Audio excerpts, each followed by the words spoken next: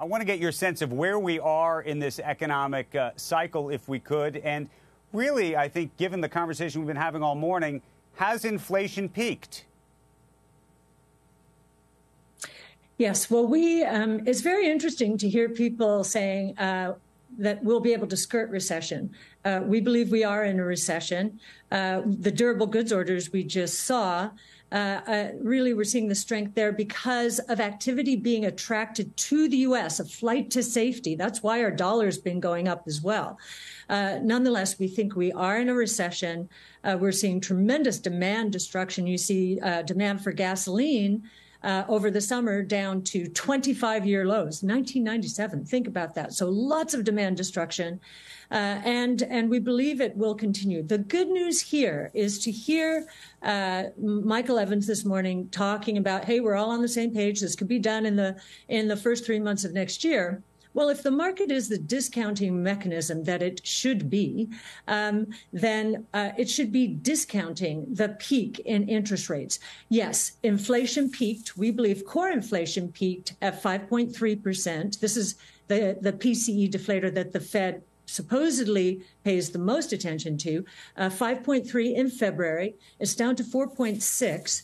And with all of the price declines that we are seeing out there, whether it's in retail because of too much inventory or way up the pipeline with commodities really falling out of bed, all of them, we think the inflation rate is going to be surprisingly low. We would not be surprised to see deflation month to month sequentially for a number of months during the next 6 months. Does that mean that you are betting that the Fed eases up in a way that they have not signaled thus far?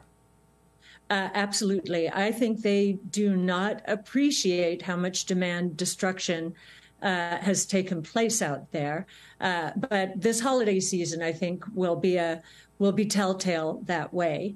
And so I do think we're looking at a major pivot. If we're right that deflation, and we've been saying this for a while, so consider the source, but if we're right that deflation, both for cyclical reasons and for secular reasons, all we do is look at technology and the cost declines associated with different technologies, and they're massive. So we think that inflation during the years ahead is going to surprise significantly on the low side of expectations. And then how do you think that the Fed balances both the issue of credibility, given what they have signaled about the market, with the data that you're suggesting they're not appreciating just yet? Well, I think they have been basing their outlook and their policy on two lagging indicators. Seems they've been paying more attention to the CPI year over year, which is still at over 8%, and employment. Both of those are lagging indicators. The leading indicators, which are all in the pipeline, easy to see right now, are all saying that prices are going to come down.